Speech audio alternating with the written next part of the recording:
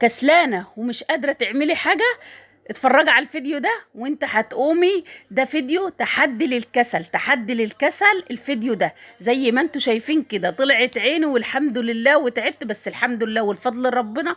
ربنا قواني وعني. دلوقتي انا عايزه احكي لكم، انا مش دلوقتي في الترويق والكلام ده، انا بروق اهو وانتوا معايا. دلوقتي انا عايزه احكي لكم مواقف حصلت معايا انا شخصيا. والله والله اعملوا زي ما انا عملت وانتوا مش هتعرفوا ربنا هيعمل معاكم ايه. يعني ربنا وقف جنبي، ما اقولكمش ازاي، لان انا استعنت بربنا، ما استعنتش بالعبد.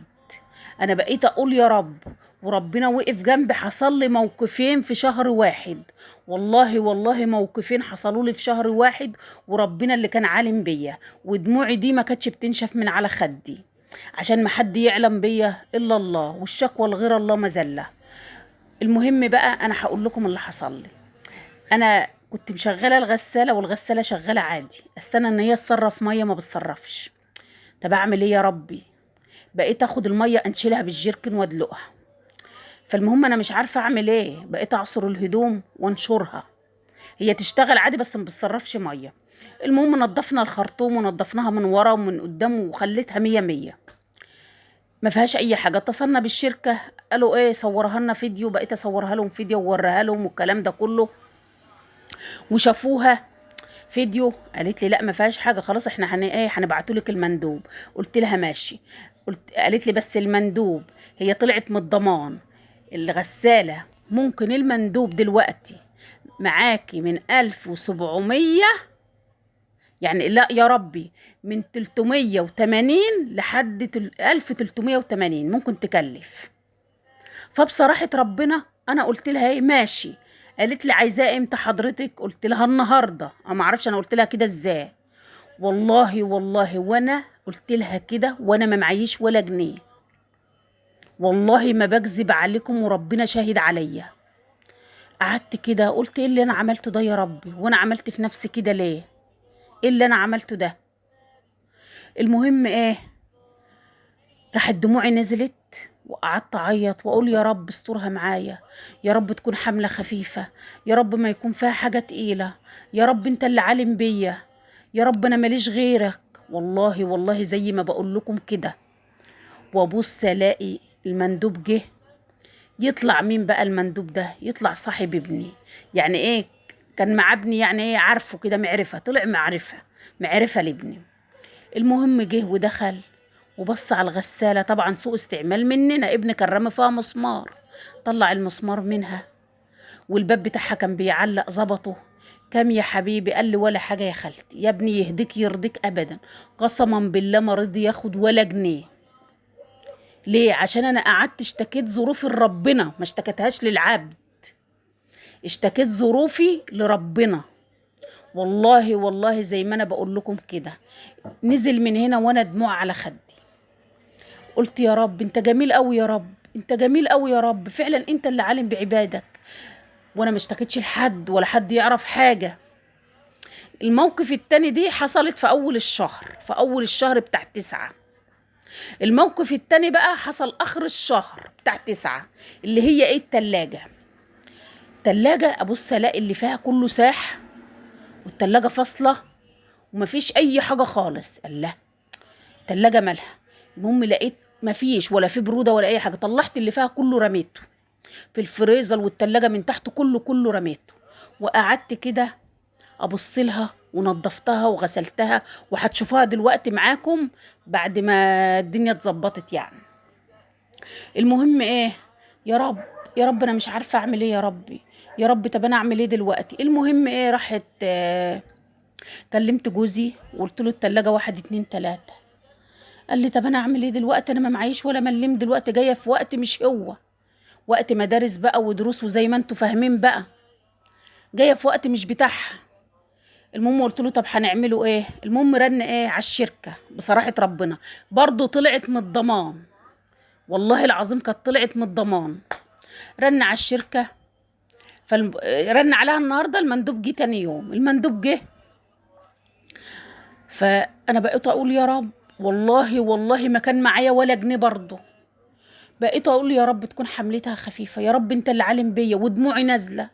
يا رب ما يعلم بيا الا انت يا رب. وقعدت اكلم ربنا واعيط، اكلم ربنا وادعي ربنا واعيط. والله فعلا فعلا ما يعلم بنا الا الله.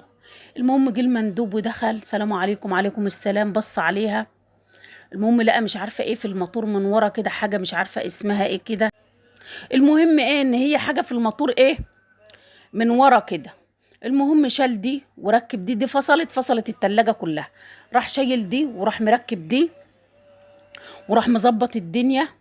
فبصراحة ربنا هو أول ما دخل، فأنا بقول إيه، بقول له ده جاية مش في وقت مش بتاعها، جاية في وقت المدارس، في وقت مش بتاعها خالص للمندوب. المهم دخل، قال لي سيبها على الله. دخل وظبط الدنيا وشغل لي التلاجة وخلاها زي الفل. حسابك كام يا حبيبي؟ أنا ما كانش معايا فلوس في الوقت ده، والله العظيم ما كان معايا ولا جنيه. الحساب كام؟ قال لي ولا حاجة. يهديك يرضيك؟ قال لي ولا حاجة.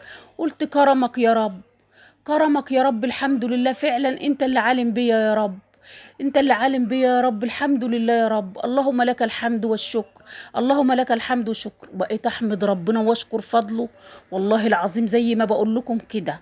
وهو نازل من على السلم وانا دموعي نازله، والله العظيم هو نزل من هنا وانا عماله اعيط على اخر لوحدي. ليه؟ ربنا جميل، ربنا فعلا اللي عالم بيك. ما تنعاش هم حاجة. انا بقول لكم الفيديو ده ليه؟ انا مش بشتكي ظروف ولا بقول لكم حاجة. انا بقول لكم الفيديو ده عشان لما تنحطوا في مواقف ما تتلجئش غير لربنا. ما تتلجئش لا الاخ ولا الاخت ولا الام ولا الاب ولا الحد في الدنيا. ما تتلجئش غير لربنا وبس. اوعى تتلجئ لحد غير ربنا. دايما قول يا رب، هتلاقي ربنا اللي في ظهرك وربنا اللي واقف جنبك، مش العبد ده ملوش لازمة. والله والله المواقف دي حصلت معايا وربنا يعلم. والرفف بتاعة التلاجة كلها متكسرة، والله العظيم زي ما بقول لكم كده. ربنا يسهل ويصلح الحال، واروح اجيب لها ارفف يعني تصلح من هنا، واروح اجيب لها ارفف من هنا، والتلاجة ترجع زي الجديدة من هنا. وهتشوفوها دلوقتي في الفيديو. ما بقتش مصدقة نفسي، والله العظيم لقيت ربنا كرمني ب2000 جنيه من حيث لا احتسب. حاجة كده رزق من عند ربنا. جريت على الشركة، الفرع اللي تبع الشركة، ورحت جايبة ايه، ورحت جايبه ارفف للتلاجة. وهوريها لكم دلوقتي الارفف بتاعت التلاجة دي في الفيديو ده وهتشوفوها. فانا بقول لكم الفيديو ده عشان انت ما تتلجئيش، او انت ما تتلجئش غير لربنا. اوعى تتلجئ للعبد، العبد ده ملوش لازمة، هو ربنا وبس. ما تقولش غير يا رب. دايما ربنا في ظهر عبده، ودايما ربنا اللي عالم بيك وهو اللي حاسس بيك وعارف انت معاك ولا ما معاكش. وطول ما انت مع ربنا انت معاك كنوز الدنيا كلها. طول ما انت بتقول يا رب انت معاك كنوز الدنيا كلها. حتى لو بيتك ده ما فيش جنيه، انت معاك كنوز الدنيا كلها. والله انا مش بقول لكم الفيديو ده ان انا بشتكي ولا الكلام ده كله، ربنا يعلم. انا بقول لكم الفيديو ده لان التجربة دي انا اللي مريت بيها، انا مريت بها شخصيا. فانا بقولها لكم عشان انتوا كمان ما تتلجوش غير لربنا. مهما يحصل معاكم ومهما مواقف تحصل معاكم، ما تقولش غير يا رب. دايما ما تقولش غير يا رب. واهم حاجة قبل ما تنام تصلي على الرسول 10 مرات وتستغفر ربنا 10 مرات. تصحى من النوم نفس الوضع، تلاقي يومك زي العسل وزي السكر. ربنا بيعدي لان انت قمت على كلام ربنا ونمت على كلام ربنا. دي اهم حاجة. شفتوا بقى الأوضة التانية انا نظفتها زي ما انتم شايفين كده. ويعني وما تزهقوش مني ان انا وجعت لكم دماغكم ولا الكلام ده كله. بس والله والله انا ما بكذب، والله ده حصل معايا وربنا يعلم بيا. انا قعدت فعلا لوحدي كده واشتكيت لربنا ودموعي نازله. ما اشتكيتش الا ليه، هو ربنا وقف جنبي. فانتوا يا ريت لما تنحطوا في مواقف ما تتلجئوش غير لربنا، هو ربنا وبس. انا دلوقتي في الاوضه دي انا كنت بنفض الشباك، بس ايه، ما اعرفش ان انا مش ان الشباك مش باين وانا بنفضه بصراحه ربنا. فما تنسونيش بلايك وسبسكرايب عشان يوصلكم كل جديد. وما تنسونوش بدعوة حلوة بزيارة بيت الله الحرام. بالله عليكم ما تنسوني بدعوة حلوة بزيارة بيت الله الحرام. طبعا الترويقه دي بقى هتقولوا شتوي، هتقولوا خريفي، هتقولوا بتاعه المدارس، اي حاجه. بس فيديو كله نشاط وكله حيويه وكله بصوا ما اقولكمش عامل ازاي. كان فيديو زي العسل وزي السكر، وانا تعبت واتهديت فيه بصراحه، لان غسلت البيبان طبعا ونفضت الشبابيك وكنت منضفه تحت السراير، وما رضيتش اصور بصراحه، ما وريتكمش تحت السراير وانا بنضفه، وتحت التسريحه وتحت الانتريه، يعني نضفت كله بصراحه. بس دول عملتهم في يوم تاني لوحدهم، واللي انتوا شايفينه ده عملته في نفس اليوم. انا من الصبح مشيت الولاد على المدارس، وانا من الساعة 8، من الساعة 8 غبت لحد الساعة 1 زي ما انتوا شايفيني كده، من 8 ل1، ونضفت التسريحة وفرشتها وخليت البيت قشطة فلة شمعة منورة زي ما انتوا شفتوه في الأول كده، وهتشوفوه في الآخر عامل ازاي. فما تنسونيش بالله عليكم بدعوة حلوة زيارة بيت الله الحرام. ما تنسوش تدعوا لولادكم بالهداية، وتدعوا لهم ربنا يكفوهم شر صحاب السوء، ويكفوهم شر نفسهم، و... ويا رب يكفوهم شر طريقهم، وينجحهم كلهم يا رب. يا رب ينجحهم كلهم، ينجحوا يا رب. يا رب ما يضيع تعب حد، يا رب ما يضيع تعب حد، اللهم امين يا رب العالمين. دلوقتي ده السرير اهوت، يعني دي اوضه النوم اللي هي بتاعتي انا. طبعا بنفض السرير زي ما انتم شايفين كده، لازم تنفضيه برضو حتى لو معلش تراب. طبعا انا كنت ملمعه الخشب كله، كنت ملمعه الخشب كله قبل كده، بس لازم بيجي عليه تراب. ونفضت المراتب، وبفرش السرير زي ما انتم شايفين كده. فانا بقول لكم كده عشان ايه، لما يكون عندنا مواقف نتلجئ لربنا بس، ما نتلجئش للعبد. طبعا في ناس بقى هتخش تقول ليه ده انت، وانت ما عندكيش سيراميك، وانت مش عارف. لا انا ما عنديش سيراميك، انا عندي البلاط اللي هو الاسود، اللي هو بتاع زمان ده، بتاع الحكومة، هو ده اللي موجود. بس انتوا شفتوه بيلمع ازاي وعامل ازاي ليه؟ عشان انا ايدي فيه بالفرشة والديتول والبرسيل الجل وشوية خرول كده في الارض، وبدعكه بالفرشة بيلمع احسن من السيراميك. فهي الموضوع يا جماعة، يعني يا بنات ملوش دعوة، النظافة ملهاش دعوة لا بسيراميك، ولا لها دعوة ببلاط اسود، ولا لها دعوة بتراب. هي ملهاش دعوة، النظافة دي حاجة بتاعتك انتي. حتى لو انت قاعدة في بيت بتراب كده، زمان كان البيت بالتراب، كان الناس تكنسه وترشه. يعني بقول لك اغسل نظف بيتك ورشه، ما تعرف مين يخشه. كانوا اهل زمان يقولوا كده، الله يرحمها، وكانت تقول لنا الشغلة البدرية منسية، واغسل بيتك ورشه، ما تعرف مين يخش. ولا المثل ده عامل ازاي بقى؟ اللي يعرف المثل ده يكتب لي في الكومنتات. زي ما انتوا شايفين كده بدعك البلاط، والبلاط بيلمع زي ما انتوا شفتوه، واديكم شفتوا في اول الفيديو البلاط بيلمع وعامل ازاي. اهم حاجه تكون ايدك في شقتك. وقومي كده بقى، لو انت كسلانه كده قومي اتنشطي كده، وشوفي هتعملي ايه. وقومي كده، يعني شد حيلك كده. الفيديو ده فيديو تشجيع وفيديو نشاط. ادعوا لي بقى ربنا يديني الصحة ويشفيني يا رب، ويرزقني بزيارة بيت الله الحرام، ويرزق يا رب كل مشتاق يا رب. دلوقتي انا نشفت الارض زي ما انتم شايفين كده، جبت السجادة بقى فرشتها. طبعا انا كنت غاسلة السجاد وشايلاه. انا اسفة على صوت الكلاب في الشارع، بصوا كلاب فظيعة. ميدو بقى رحت جبته من الحضانة، فصلت الفيديو ورحت جبت ميدو من الحضانة، وجيت بقى اعمل الصلاة زي ما انتم شايفين كده. دي الصالة عندي زي ما انتم شايفين، حاطه فيها الغسالة، والأوضة بتاعت الأنتريه حاطه فيها التلاجة وسرير وكنبتين، والأوضة التانية كرسيين وكنبة عشان البنت بس تعرف تذاكر وكده. يعني فصلتها لوحدها، بعد كده بنقلهم تاني. برضو الصالة الجزامة أنا منضفاها ومخليها زي الفل. دلقت برضو مية بكلور، ب...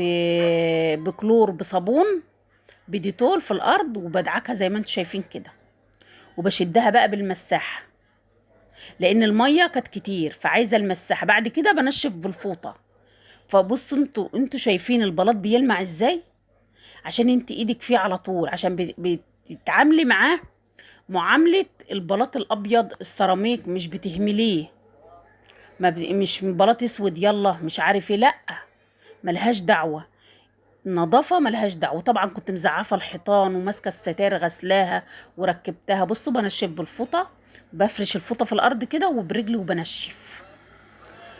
شديت بقى الكنبة وهنضف وراها برضو وهفرشها. فانا يعني اسمني انا المواقف دي حصلت معايا انا، فانا عشان كده انا بحكيها لكم. وعلى فكرة دي مش اول مرة، والله العظيم مش اول مرة، بس المرة دي انا لاحظت اكتر. يعني لما كنت قاعدة كده مع ربنا وعمالة اعيط، واشتكي لربنا ودموعي نازله. انا مش بعيط عشان حاجه، انا دموعي كانت بتنزل لوحدها، دموعي كانت بتنزل لوحدها من كرم ربنا عليا. يعني من كرم ربنا عليا انا دموعي كانت بتنزل لوحدها.